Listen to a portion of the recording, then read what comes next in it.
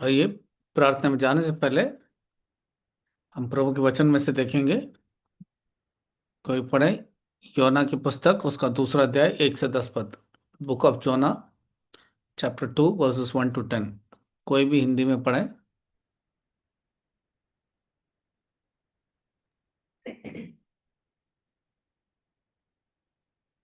गलील के काना के पहला आश्चर्य कर्म। जोना तीसरे जोना दिन योना की ओके पुस्तक, ओके योना दूसरा अध्याय 1 से 10, पेज नंबर 1076। योना ने उसके पेट में से अपने परमेश्वर यहोवा से प्रार्थना करके कहा, मैंने संकट में पड़े हुए यहोवा की दुहाई दी और उसने मेरी सुन ली है। अधोलोक के अंदर मैं चिल्ला उठा और तूने मेरी सुन ली है। तूने मुझे गहीरे सागर में समुद्र की थाह तक डाल दिया और मैं धाराओं के बीच में पड़ा था। तेरी भड़काई हुई सब तरंगे और लहरें मेरे ऊपर से बह गई। तब मैंने कहा, मैं तेरे सामने से निकाल दिया गया हूँ। कैसे मैं तेरे पवित्र मंदिर की ओर फिर ताकूंगा। मैं जल से यहाँ तक घिरा हुआ था कि मेरे प्राण निकले जाते थे। गहरा सागर मेरे चारों ओर था और मेरे सिर में सिवार लिपटा हुआ था। मैं पहाड़ों की जड़ तक पहुंच गया था। मैं सदा के लिए भूमि में बंद हो गया था। तो भी हे मेरे परमेश्वर यहोवा, तूने मेरे प्राणों को घड़े में से उठाया है। तब मैं मूर्छा खाने लगा। तब मैंने यहोवा को स्मरण किया और मेरी प्रार्थना तेरे पास वरन तेरे पवित्र मंदिर में पहुंच गई। जो लोग धोखे की व्यर्थ वस्तुओं पर मन लगाते हैं, वो अपने करुणाधीन निधन को छोड़ देते हैं। परंतु मैं ऊंचे शब्द से धन्यवाद करके तुझे बलिदान चढ़ाऊंगा। जो मन्नत मैंने मानी उसको पूरी करूंगा। उधार यहोवा ही से है। तब यहोवा ने मच्छ को आज्ञा दी और उसने यहोवा को स्थल पर उगल दिया। तो ये प्रार्थना करेंगे छोटे से। प्यारे प्रभु, धन्यवाद देते हैं आपके जीवित वचनों के लिए। मुझको प्रभु आप अपने बहुमूल्य लहू से धोएं, शुद्ध करें, पवित्र करें, ताकि प्रभु मैं अयोग्य पात्र इस योग्य बन सकूं आपके अनुग्रह के द्वारा।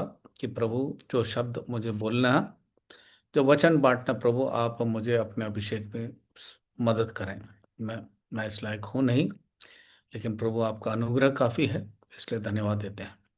हम सबों को प्रभु जो इस प्रार्थना सभा में जुड़े हैं, प्रभु आप अपनी आत्मा के द्वारा ही हमें प्रोत्साहन दिलाएं, आपकी जीवित वचनों के द्वारा हमसे बातचीत करें, और प्रभु हमें प्रार्थना करने का आत्मा और विश्वास हमें दिया जाए, ताकि हम आपके मन से आपकी इच्छा के अनुसार प्रभु हम गिड़गिड़ा सकें।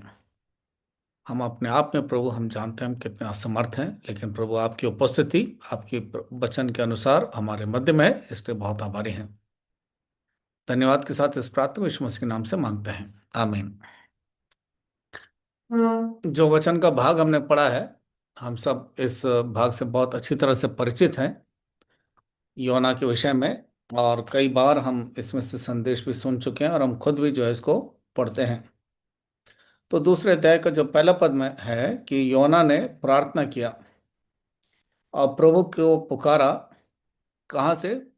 मछली के पेट में से।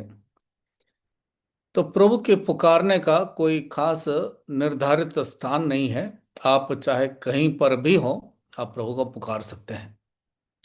और ये बहुत अजीब और गरीब परिस्थिति है जहां पर योना जो है मछली के पेट के अंदर से पुकारता है।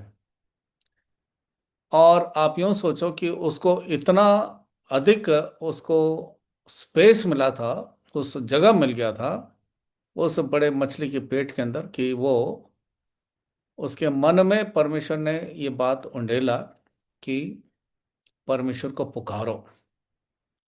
और संकट के समय मैं सोचता हूं कि दूसरा पद पढ़े, योना की पुस्तक दूसरा अध्याय दूसरा पद।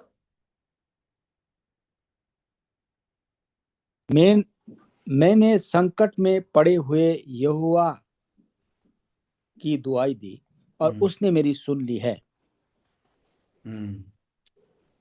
संकट के समय मैंने यहोवा को पुकारा।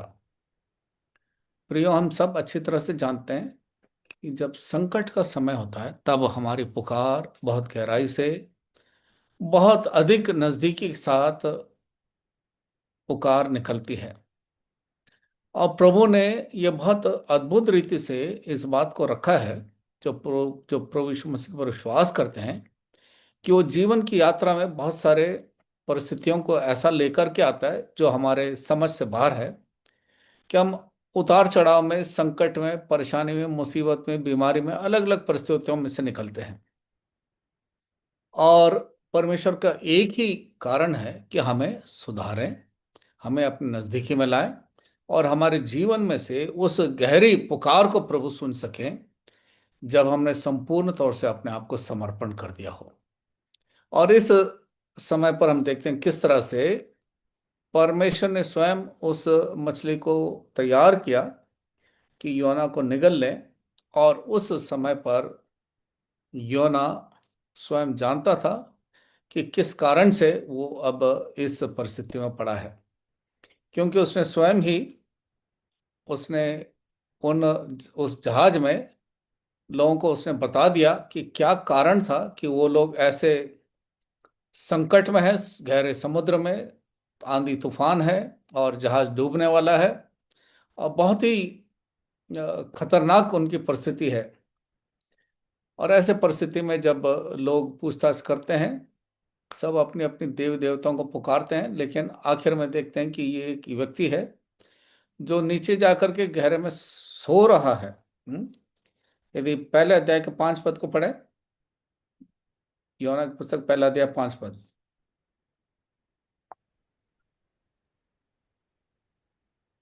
तब मल्लाह तब मल्लाह लोग डर कर अपने अपने देवता की दुहाई देने लगे और जहाज में जो व्यापार की सामग्री थी उसे समुद्र में फेंकने लगे कि जहाज हल्का हो जाए।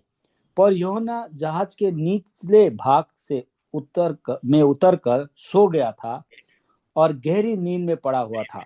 हाँ, बड़ा मतलब विचित्र है इस बात को समझना। बहुत अजीब है कि जिस व्यक्ति ने परमेश्वर के विरोध में, परमेश्वर की आज्ञा के विरोध में उसने कदम उठाया और जहाज में नीचे स्थानों में जाकर के गहरी नींद में सो गया। नींद कैसे उसको आई ये हमारे समझ से बाहर है, लेकिन लिखा है कि सो गया था। अधिकतर लोग जब गलती करते हैं, परमेश्वर के विरोध में जाते हैं, उनको नींद कम ही आएगी, लेकिन यहां पर हम देखते हैं उसको नींद आ गई। प्रभु जानता है अपने लोगों को किस प्रकार से मोड़ना है, मरोड़ना है, सही मार्ग पर लाना है। परमेश्वर अपने कार्य को जरूर पूरा करता है, आप चाहे कुछ मर्जी कर लें।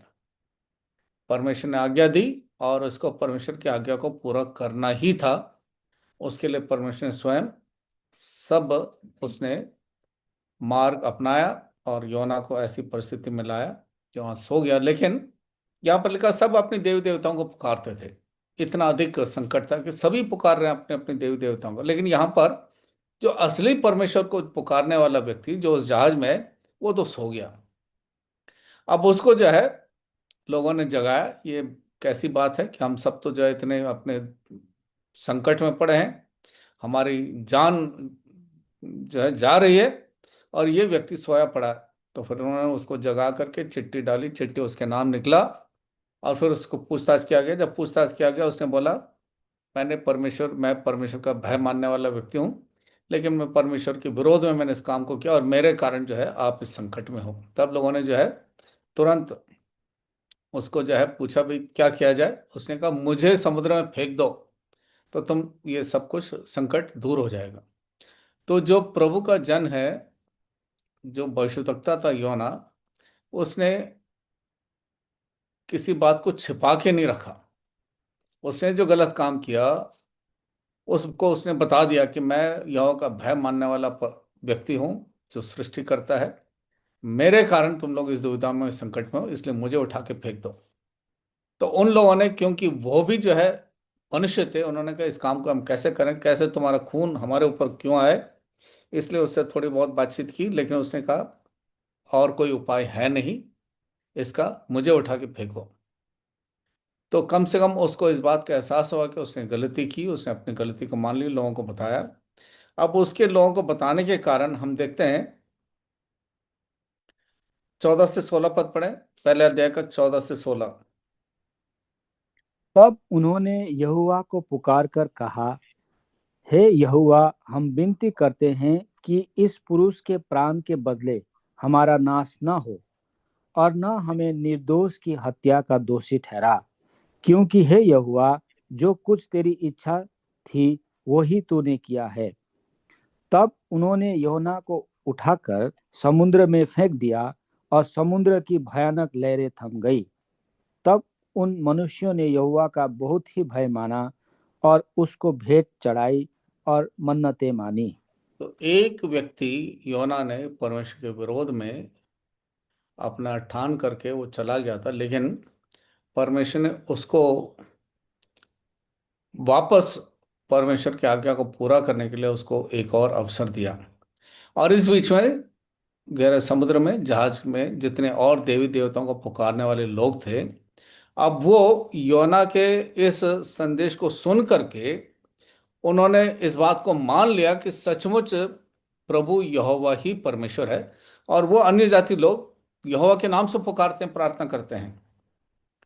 तो परमेश्वर जो है प्रभु के लोगों के प्रार्थनाओं को सुनता है और दूसरे लोगों के मन को बदलता है जब हम अपनी गलतियों को मान लेते हैं। और परमेश्वर जो हमसे कहा है, जब हम उस कार्य को करने के लिए फिर अपना मन बदल करके प्रभु के सम्मुख आते हैं, प्रार्थना करते हैं, तब प्रभु हमें बचाता है। तो यहाँ पर हम देखते हैं किस तरह से 3 अध्याय के 1 और 2 पद को पढ़ें। योना की पुस्तक 3 अध्याय 1 और 2 पद। तब यहोवा का ये वचन दूसरी बार योना के पास पहुंचा, उठकर उस बड़े नगर नीनवे को जा, और जो बात मैं तुझसे कहूंगा उसका उसमें प्रचार कर। हाँ, तो यहाँ पर हम देखते हैं दूसरी बार योना के पास परमेश्वर का पुकार आया। And the word of the Lord came to Jonah the second. परमेश्वर का वचन दूसरी बार योना के पास आया। प्रियो, हमारे पास ना जाने कितनी बार परमेश्वर का वचन आता है कि हमें प्रार्थना करने की आवश्यकता है, और बहुत अधिक प्रार्थना करने की आवश्यकता है, प्रार्थना में समय बिताने की आवश्यकता है, प्रभु के संपर्क में रहने की आवश्यकता है, और संगति में जुड़ने की आवश्यकता है। और कई बार, जितनी बार हम जो है प्रभु से दूर हो जाते हैं, गलती करते हैं, पाप करते हैं, प्रभु के सिखाए हुए बातों को नहीं मानते हैं, लेकिन बार बार प्रभु की आवाज आती है, प्रभु का वचन आता है, प्रियो, प्रभु के पास वापस आओ और प्रभु को पुकारो। जीवन में जितने संकट हैं, मुसीबतें, परेशानी, ना केवल तुम्हारी अपनी ठीक होगी, बल्कि दूसरे जो अन्य जाति लोग हैं वो भी तुम्हारे जीवन को देख करके प्रभु को पुकारेंगे। परमेश्वर हम सब लोगों के जीवन के, प्रार्थना के जीवन को, आज्ञा मानने के जीवन को इस प्रकार से कर दें ताकि लोग हमसे पूछें क्या कारण है, क्या नहीं है, और हम बता सकें भाई यही है सच्चा और जीवित परमेश्वर। तब वो लोग भी जो है उसी परमेश्वर को पुकारने लग जाएं, और फिर परमेश्वर अद्भुत कार्य करता है। हम देखते हैं कि उस मछली के पेट में से विपत्ति के समय, संकट के समय उसने पुकारा। हम सब अच्छे रूप से अपने अनुभव से जानते हैं, जब हम संकट में पुकारते हैं तो ना जाने कैसे कैसे आवाज निकलती है, बड़ा दर्द के साथ। और वो तब और अधिक होता है जब हम अपने वास्तविक हालात को पहचानते हैं कि हमने परमेश्वर के कहे हुए आज्ञाओं को, शिक्षा को हमने पूरी तरह से अंगीकार नहीं किया और ना उसका पालन किया, बल्कि हम अपने मन के हिसाब से, अपने सहूलियत के हिसाब से हम करते थे। लेकिन अब योना को मालूम हो गया सहूलियत के हिसाब से नहीं, बल्कि जैसे परमेश्वर चाहता है उस वचन को पूरा करने की आवश्यकता है।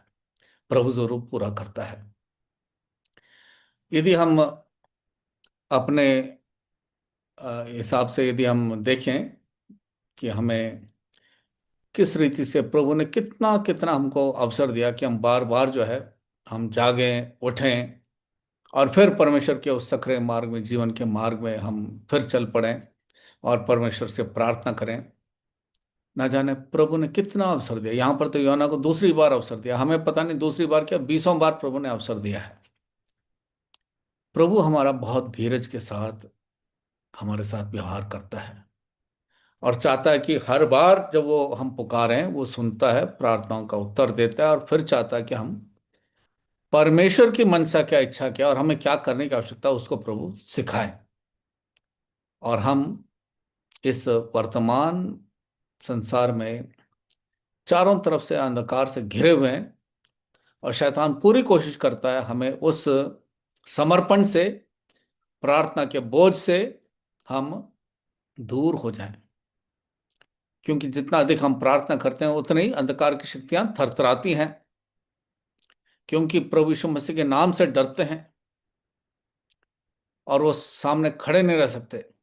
जब हम तमाम मंडली के लोगों के लिए प्रार्थना करते हैं तो शैतान जो है वो, उसको ऐसा मालूम पड़ता है जैसे एक बहुत बड़ा दीवार जो है खड़ा हुआ है, और वो उस दीवार को जो है वो तोड़ नहीं पाते हैं, दरार उनको मिलता नहीं है कि बीच में घुस जाएं। इसलिए हम सबों को इस रीति से प्रार्थना करने की आवश्यकता है कि जरा सा भी जगह ना मिले। तो मुझे वो रेफरेंस याद नहीं आ रहा, यूब की पुस्तक में जो है शायद 40 या 42 अध्याय में, उसमें लिखा है कि वो जो मछली था, जो एक प्राणी है, उसका जो ऊपर के जो चमड़ी है इस प्रकार से नजदीकी में है कि हवा भी उसके अंदर से घुस नहीं सकता है।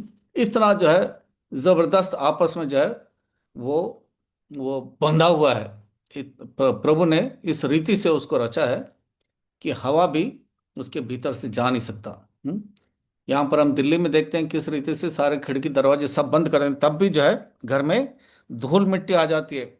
लेकिन हम जो प्रभु के लोग हैं, ये हमें आवश्यक है कि हम इस रीति से प्रभु के साथ प्रार्थना में पुकारें और एक साथ मिल करके संगति में इस तरह से जुड़े रहें कि शैतान जो है चाहे कितनी कोशिश कर ले हमारे बीच में घुस ना पाए। हमें इस रीति से हमें प्रार्थना में हम सबों को जुटे रहने की आवश्यकता है।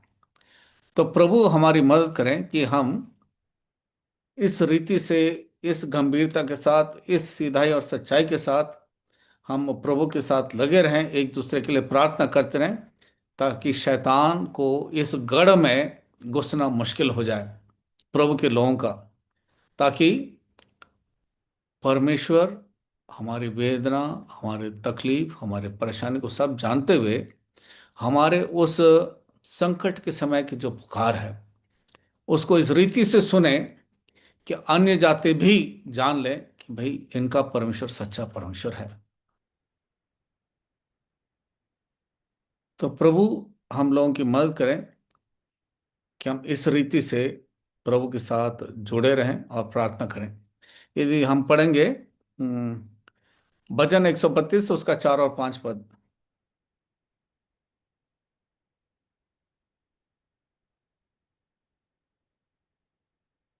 कोई पढ़ें भजन 132 उसका 4 और 5 पद।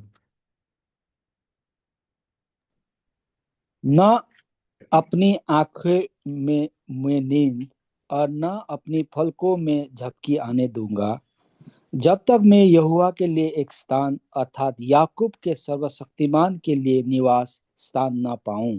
आंखों में झपकी भी नहीं आने दूंगा, क्योंकि प्रभु को निवास स्थान उसके जीवन में सबसे महत्वपूर्ण लग रहा था। हमें प्रभु के निवास स्थान या प्रभु का घर जो हमारा है, जिसमें प्रभु स्वयं निवास करता है, अवश्य है कि हम उसकी इतनी चौकीदारी करें, इतनी चौकसी करें और हमारे आंखों में नींद ना आए, ताकि हम अपने जीवन को सुरक्षित रखें, बचा के रखें और प्रभु के आज्ञा का पालन करने में प्रभु हमारी मदद करें, हिम्मत दें, साहस दें, ताकि हम परमेश्वर के मनसा के अनुसार हम चल सकें और तमाम हमारे प्रियजन भी उस आधार पर परमेश्वर के संग संग चलें, ताकि हमारे आंखों में जो है झपकी ना आए, जब तक कि परमेश्वर का घर हमारा व्यक्तिगत, परिवार और मंडली में प्रभु का कार्य इतना प्रभाव के साथ हो सके, ताकि शैतान रुकावट का कारण ना बने।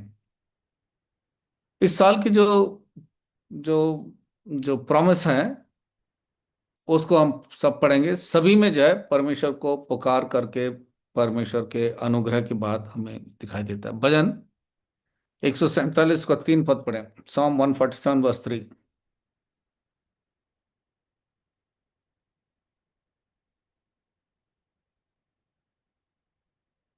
भजन 147 का 3।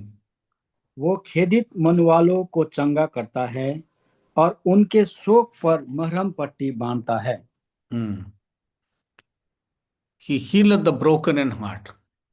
प्रभु ने कहा है जो जो जो शोकित मन का है मैं उसको चंगाई दूंगा, उसको उसको मलहम पट्टी बांधूंगा। तो वो हमारे बीच में जितने ऐसे इस प्रकार से हैं, प्रभु ने कहा है, पहले से ही प्रतिज्ञा दी है पूरी कलीसियाओं को, सार्वजनिक जो कलीसिया है उसके लिए प्रभु ने ये प्रतिज्ञा दी। तो हम इस प्रतिज्ञा को प्रभु से मांगे। पहला पत्रस 5 अध्याय 7 पद।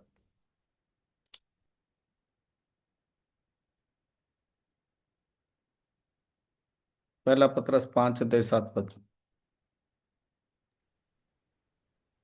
अपनी सारी चिंता उसी पर डाल दो क्योंकि उसको तुम्हारा ध्यान है। हमारी चांद सारी चिंता उसके ऊपर डाल दो क्योंकि उसको तुम्हारा ध्यान है। प्रियो, हमसे अधिक प्रभु हमें जानता है और वो हमारी चिंता करता है। वो सिर्फ इतना ही कहता है कि हमारी चिंता को उसके ऊपर डाल दें। आपके पास जो भी चिंता है, व्यक्तिगत तौर से, पारिवारिक तौर से और मंडली के तौर से, आज हम सब इकट्ठे हुए हैं कि हम हमारी चिंता को प्रभु के पास दें कि प्रभु हमारी चिंता को सुन करके हमें राहत दें और हमें संपूर्ण तौर से मदद करें। यशायाह की पुस्तक उसका 41 अध्याय और 13 पद। यशायाह 41 और उसका 13। क्योंकि मैं तेरा परमेश्वर यहोवा तेरा दाहिने हाथ पकड़कर कहूंगा, मत डर, मैं तेरी सहायता करूंगा।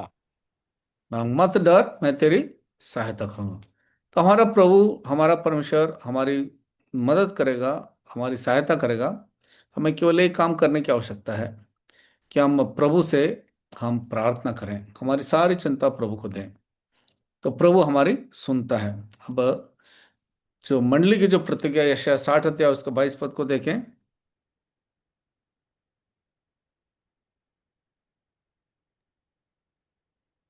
छोटे से छोटा 1,000 हो जाएगा और सब से दुर्बल एक सामर्थी जाति बन जाएगा।